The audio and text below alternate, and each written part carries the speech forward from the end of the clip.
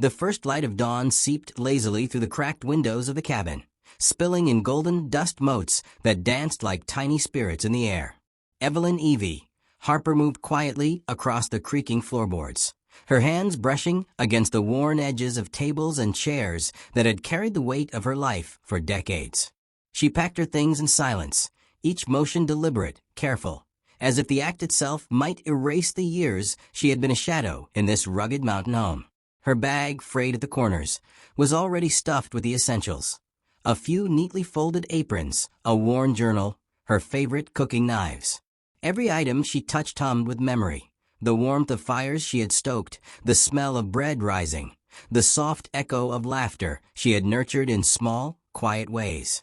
She paused to look at the window, at the jagged peaks of the mountains glowing softly in the morning light. The wind whipped through the trees, carrying the scent of pine and earth, but also whispers of the town below. Evie had grown accustomed to being judged, to the sharp, invisible sting of gossip that had followed her for years. Too old to matter, they said. Why does Silas keep her around? They did not know the truth, that in her quiet ways, she had kept the heart of the cabin alive, that she had stitched together moments of joy from the scraps of ordinary days. She had tried once or twice to leave, convinced she was nothing more than a burden.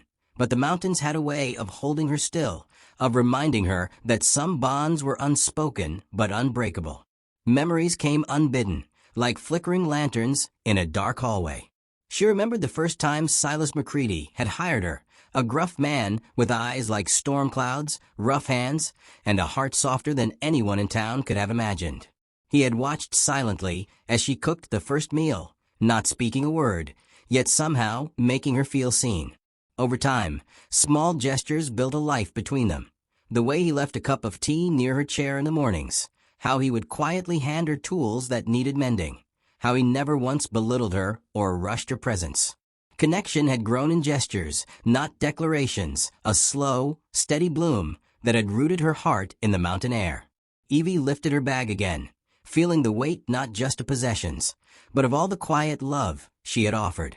She ran her fingers over the leather, over the edges worn smooth by years of use.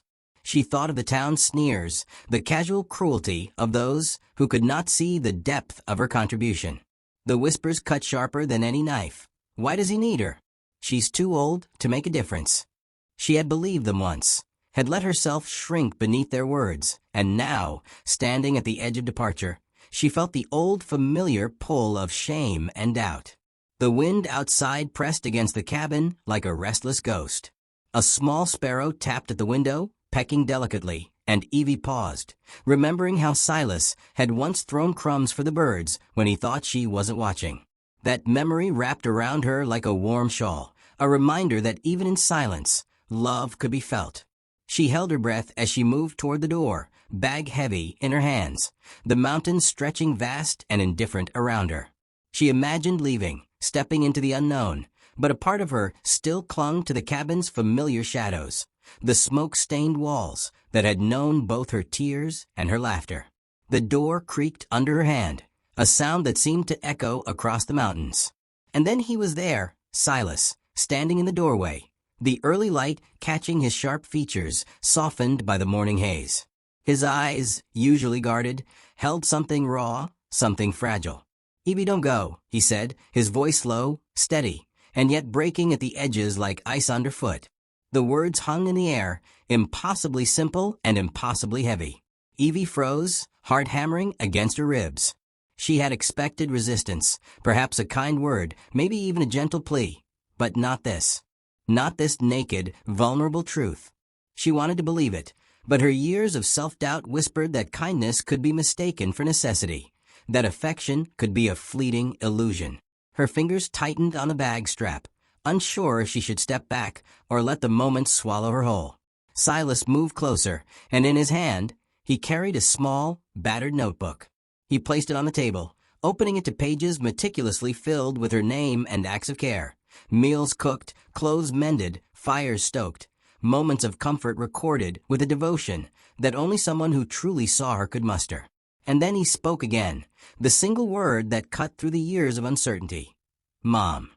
Evie's bag slipped from her grasp, falling to the floor with a soft thud.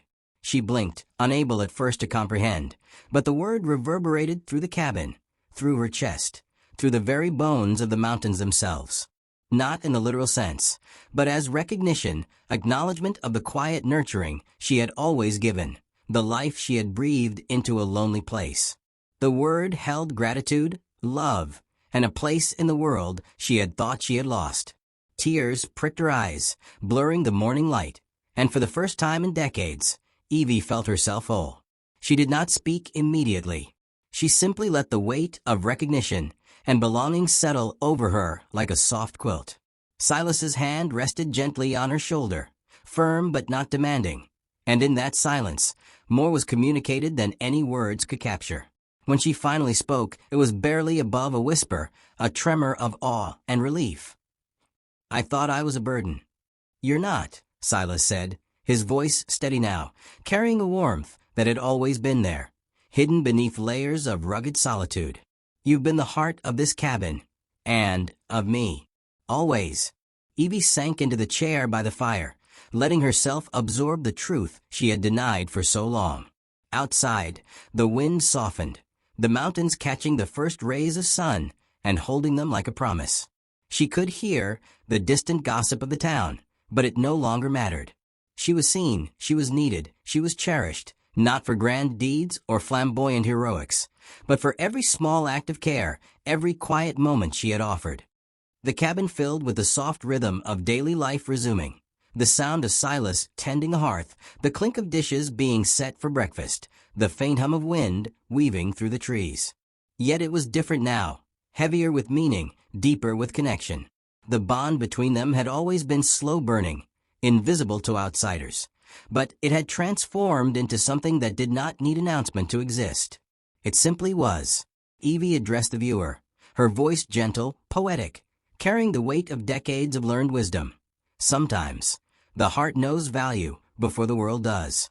We may think ourselves burdens, shadows in someone else's life, but love is felt in moments unseen. The quiet acts, the hands that lift without being asked, the patience that carries another. These are the things that endure. And sometimes, when we least expect it, we are recognized, called by a name that reminds us we have always mattered. She looked at Silas across the cabin, sunlight glinting through his hair, a soft smile tugging at her lips. He returned it with that steady gaze, the kind that had always made her feel like the world could wait, like nothing was urgent except this moment of shared recognition. Outside, the mountains stood timeless, silent witnesses to their small, resilient joy. Dust motes floated lazily in the light, catching on the edges of memory and hope. Evie knew she would never leave. She had thought she had to go to be worthy, to escape the imagined burden, but the truth was here all along. In love that does not shout, in recognition that does not demand, in the slow, quiet acknowledgement of a life well lived. The cabin was not just a home, it was a testament to connection, to grace, to the kind of belonging that grows only in patience and care. And so, she stayed, feeling the warmth of acceptance settle deep into her bones. The years of doubt and shame melted away in the presence of one word, one gesture, one acknowledgement of her quiet, enduring heart. Outside, the mountains stretched endlessly, but inside, a small fire burned brighter than ever, and Evie Harper knew, at last, that she was exactly where she belonged.